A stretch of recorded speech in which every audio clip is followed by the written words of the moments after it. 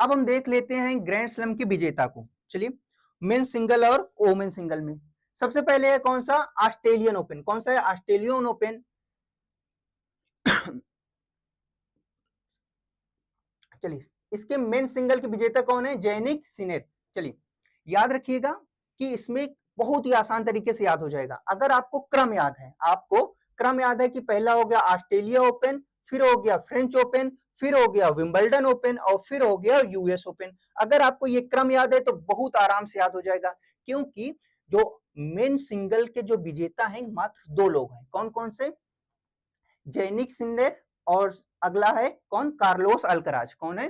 Carlos Alcaraz. तो बिल्कुल इसी के क्रम को उल्टा कर दीजिए। देखिए, जैनिक सिन्नेर और फिर कार्लोस अल्कराज, फिर जैनिक सिन्नेर और फिर उसके बाद क्या हो गया? Carlos Alcaraz. तो ये हो गया खत्म। ये तो आपको आसानी से याद हो जाएगा। ठीक है, कैसे हो?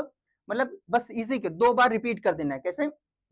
जैनिक सिन्नेर, कार्लोस अल्कराज, फिर जैनिक सिन्नेर और फिर उसके बाद कार्लोस अल्कराज। चलिए नेक्स्ट देखते हैं। अगर हम ओमेन की बात करें, कौन सा? ओमेन की बात करें तो कौन सा हो जाएगा? चलिए, ओमेन ऑस्ट्रेलिया ओपन के जो विजेता हैं वो है मेडिसन कीज। कौन है? Medicine keys. और दूसरा है फ्रेंच ओपन की अगर हम बात करें तो फ्रेंच ओपन जो है कोको गाउफ। कौन है? कोको गाउफ। कौन है?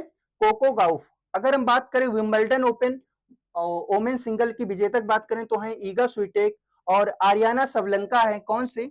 यूएस ओपन के विजेता। कौन है? आरियाना सबलंका कौन से हैं? यूएस ओपन के विजेता। चलिए, इसको तो हमको याद करना पड़ेगा ट्रिक से, क्योंकि जो 90% जो संभावना है यहां से क्वेश्चन पूछे जाने की है, यहां से इस स्लाइड से, जो कि मतलब रेलवे ग्रुप डी एनटीपीसी मतलब इन सभी में जो सबसे ज्यादा मोस्ट क्वेश्चन उठेगा इस टॉपिक से वो इस स्लाइड से उठेगा।